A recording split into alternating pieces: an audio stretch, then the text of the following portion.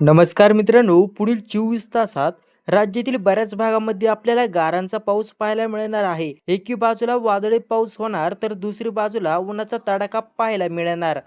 हवामान विभागाने विदर्भ आणि मराठवाड्यासाठी येलो अलर्ट जारी केला. तर काही जिल्ह्यात चक्क गारांची बॅटिंग होणार. तर दुसरीकडे मात्र मुंबईत कोकणात उन्हाचा पारा 40शी पार जाण्याची शक्यता देखील वर्तवण्यात आली. तर ही संपूर्ण बातमी आपण जाणून घेऊया. आपल्या चॅनलला अवश्य सबस्क्राईब करा. हवामान अंदाज उपलब्ध माहिती आणि मॉडेल्सवर आधारित आहे. हवामानात बदल होऊ शकतो, त्यामुळे अंतिम निर्णय घेताना स्थानिक परिस्थिती तपासा. महाराष्ट्रात सध्या हवामानाची दोन टोकाची रूपे पाहायला मिळत आहे.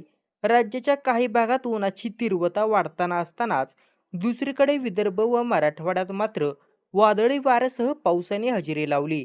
आज विदर्भ व मराठवाड्यातील अनेक जिल्ह्यांना येलो अलर्ट जारी केला असून काही ठिकाणी गारपिटीचाही इशारा देण्यात आला.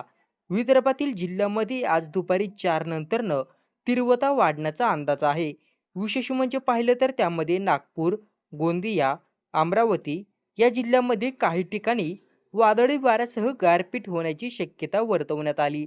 तसेच बुलढाणा, अकोला, चंद्रपूर आणि भंडारा येथे 40 ते 50 किमी प्रति तास वेगाने वारे वाहतील आणि विजांच्या कडकडाटासह पाऊस होईल. वर्धा, गडचिरोली, यवतमाळ आणि वाशिम येथे तुरळक ठिकाणी विजांसह पावसाची शक्यता आहे.